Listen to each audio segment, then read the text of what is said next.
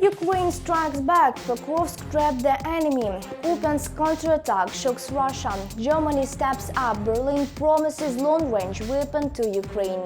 Russia falls to encircle Pokrovsk, Ukraine holds the line. Welcome to Ukraine Today, I'm Zaroslava Kolesnikova. A massive counter-strike, new Western weapons, and another humiliating failure for the Russian army. All the biggest updates you need to know are coming up next. Stay with us.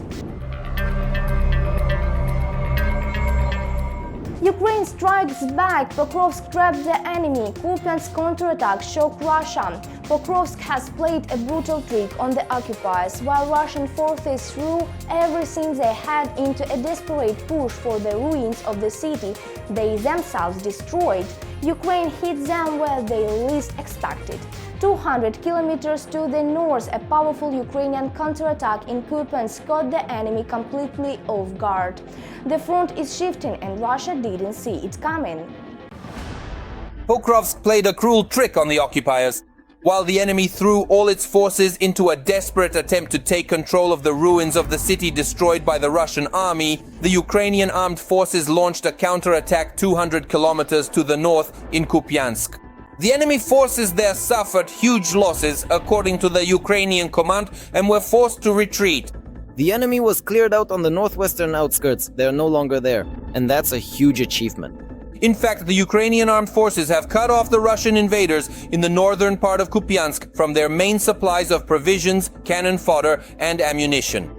Next, according to Commander Fedorenko, his unit and adjacent units began identifying the locations of the remaining Russian sabotage groups and clearing them out. As of now, the operation is almost complete. If you open a map that more or less accurately reflects the line of contact, you'll see that the enemy has been pushed back quite significantly from the northern outskirts. And what does that mean? The farther we manage to push the military enemy from the northern outskirts of Kupyansk, the less room they have to successfully send their sabotage groups into the city itself.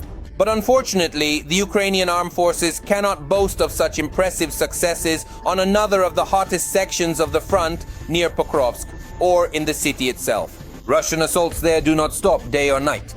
It seems the Kremlin has thrown all its forces into taking the city.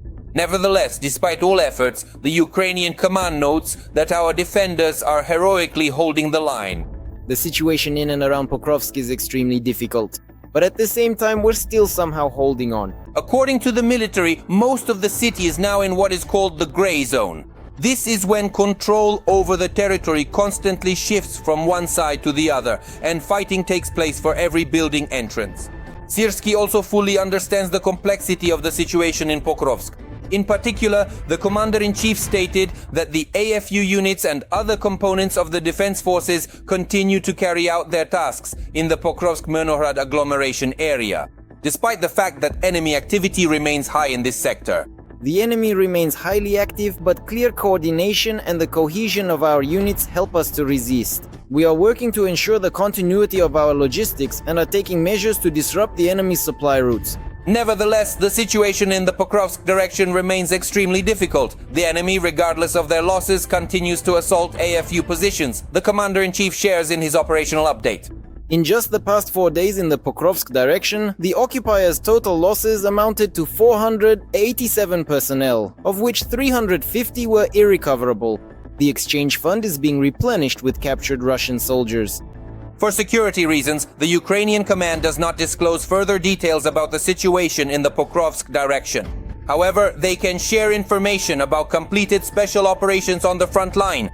For example, the head of the main intelligence directorate, Kyrylo Budanov, gave an interview in which he shared details of one of the most daring airborne operations by the GUR, during which special forces, having secured certain positions behind enemy lines, managed to break through and establish a full-fledged ground corridor. Budanov himself was nearby at the time and directed the operation. Why was such an operation necessary, and why was it carried out in this particular way?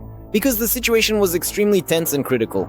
I want to remind you that all of this happened against the backdrop of official statements from the Russian Federation about having taken the city, when Gerasimov reported to Putin that the city had been captured. And here you need to understand what the situation was like at that moment. Nothing else would have worked.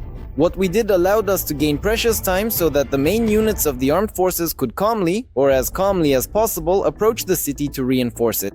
Let's put it that way. It's possible that even as we speak, special units of the GUAR are carrying out another special operation in the Pokrovsk direction. Military public channels are already reporting on the clearing of Pokrovsk, strikes on enemy supply lines, and the establishment of alternative logistics routes now for the Ukrainian armed forces. So all we can do now is wait for official confirmation of the good news from the Ukrainian command.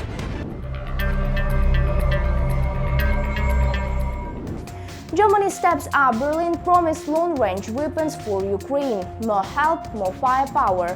Germany has announced a new boost for Ukrainians' military, long-range weapon systems. Chancellor Scholz confirmed the decision but kept the details secret. No numbers, no timelines, no specific. A major shift is coming and the Kremlin won't like it. Even more help and support. The German Chancellor has promised to equip the Ukrainian army with long-range weapon systems. But Merz did not disclose any details about the number of missiles or the delivery timelines. For months, we have been working intensively with the Ukrainian government on implementing long-range fire projects, as we technically call them. The Ukrainian army will be equipped with such weapon systems. At the same time, the Chancellor refused to answer the question about Germany's previous reluctance to supply Ukraine with Taurus long-range cruise missiles. He described this approach as a tactic to increase pressure on the aggressor country, Russia. The possibility of operating the Taurus systems directly depends on the level of training of the technical personnel. That is apparently. The point is that specifically only Bundeswehr military personnel can use the Taurus systems. And training Ukrainian specialists will take quite a significant amount of time. Germany is the largest European donor of military aid to Ukraine. Since the beginning of the war, the government has provided Ukraine with assistance totaling more than 50 billion euros. In September, Berlin launched a new initiative to procure long-range drones jointly with Ukraine's defense industry. Germany will also allocate an additional 150 million euros to purchase weapons from the US for Kyiv. Germany is well aware of the possibilities of direct military confrontation with the Russian Federation. That is why it is deeply invested in ensuring the defense capability of the Ukrainian state and accordingly in the technical rearmament of Ukraine's defense forces. Meanwhile, the Ukrainian Air Force has strengthened its air defense with the new British Terrahawk Paladin weapon system. The number of units delivered has not been disclosed, but even a small batch of such systems will significantly bolster Ukraine's air defense. For the Ukrainian side, this means creating a so-called point air defense system at the moment that is protecting key logistical and military facilities from being hit by the enemy's aerodynamic weapons, primarily referring to UAVs. This system is fully mobile and accordingly allows it to be redeployed to any location or area, and given its autonomous operation, this significantly increases and enhances Ukraine's ability to counter attacks from the Russian Federation at any given moment. Spain will also allocate 615 million euros to support Ukraine, the lion's share of which is earmarked specifically for military needs. First and foremost, this is a program for purchasing weapons for the needs of the armed forces of Ukraine from the United States. The second is accordingly the strengthening of Ukraine's air defense systems. And accordingly, this also includes logistical and technical support, including the transfer by the Spanish side of heavy armored vehicles and weaponry that are currently in service with the Spanish army. After the start of the full-scale war, Ukraine ramped up weapons production and the implementation of new technologies, which are already being used on the front lines. The volume of domestic weapons production has increased by dozens of times. Ukraine has scaled up production of the Bogdan self-propelled artillery systems to 20 units per month.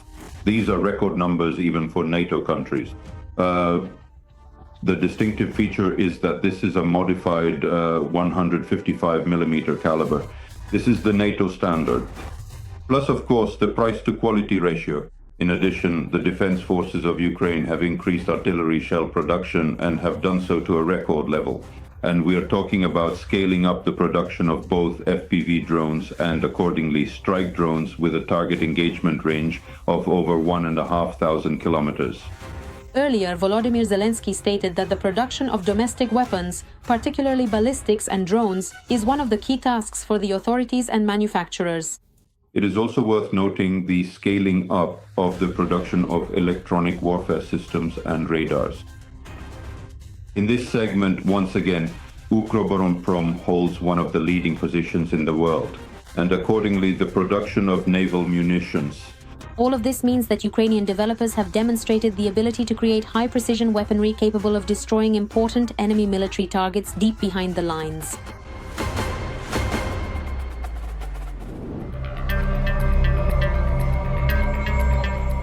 Russia forced to encircle Pokrovsk, Ukraine holds the line. Russian forces are trying desperately to encircle Ukrainians' position around Pokrovsk and Myrnograd in the Donetsk region. But the Ukrainian armed forces are not giving up a single matter. The cities are still holding strong. Meanwhile, Russian soldiers are already complaining Ukraine is using a new tactic that's hitting them hard. Russian occupiers continue their attempts to encircle Ukrainian forces in the area of Pokrovsk and Myrnograd in the Donetsk region. But the Ukrainian armed forces continue to hold these cities. Russian soldiers complain that a new tactic is being used against them. But the main reason for the occupiers' troubles is themselves, since the Russian army is now recruiting all sorts of riffraff. We are on assignment in Pokrovsk. Right now, they're taking everyone on contract, whether you're an alcoholic, a drug addict, or an athlete.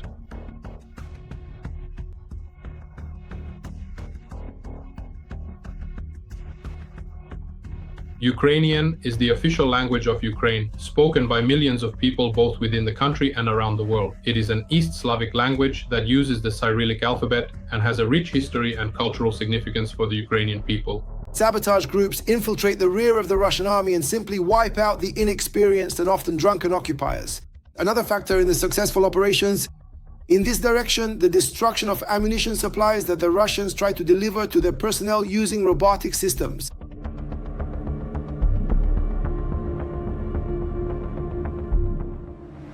Russian soldiers are forced to advance practically in hand-to-hand combat, but despite constant pressure from the Ukrainian armed forces, Pokrovsk and Myrnograd managed to hold out. It holds thanks to the fact that we continue to maintain our positions in the areas of Rodinsky and Rishin, thus preventing the Russians from closing the pincers of an operational semi-encirclement, and accordingly, we are able to ensure logistics for our garrison operating there. The security service of Ukraine has recorded that the invaders are even trying to storm Pokrovsk using local residents as human shields. A woman, a man and a child, 13 years old, 13 years old. That's what he said. You, civilians, take them with you and take them with you for the sweep there, damn it. Let them go ahead of you and check, I accept. The occupiers forced the victims to go ahead during the clearing of buildings in the city. Such actions by the Russian occupying groups violate the requirements of Article 28 of the Geneva Convention on the Protection of Civilian Persons in Time of War and are classified as a war crime. In Pokrovsk itself, the number of firefights is increasing and enemy losses from direct fire are growing, and it is possible that Ukrainian defenders will withdraw from their positions within the boundaries of Myrnograd. This will make it possible to direct the freed-up resources to holding the bottleneck up to the Pokrovsk-Myrnograd agglomeration. It seems that despite various tricks, the AFU may still be able to hold their positions in this direction for quite some time. Let the military decide how exactly to proceed, whether to continue defending Pokrovsk and Myrnograd or to carry out certain maneuvering actions involving withdrawal to other lines and positions, avoiding the operational encirclement of our forces and assets. Taking advantage of the fact that Ukraine is sending additional forces to Pokrovsk, the enemy has intensified offensive actions in the Zaporizhzhia direction. According to deep state analysts, the Russian army has advanced near Vesele, Vysoke and Zaporizhzhia. The strategically important cities of Orikhiv and Huliaipol are at risk of being encircled. Russian FPV drones are forcing the residents of Huliaipol to leave the city. In recent weeks, the situation with UAVs has escalated to the maximum. Now the situation has fundamentally changed. In August, the Russians came even closer to the city and the intensity of shelling increased. FPV drones have started flying near the city. There are so many of them that the sky is red, say both the police and the military. And it was precisely in August that the evacuation intensified.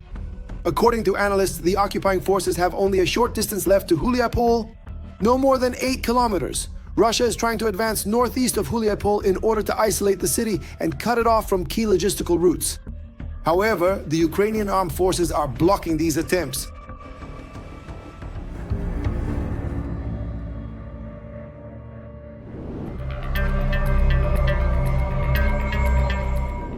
That's all for today on Ukraine Today. If you want the truth to travel faster than Kremlin lies, like, share and subscribe. Your support keeps this channel on the information frontline. Stay strong, stay informed and stay with Ukraine.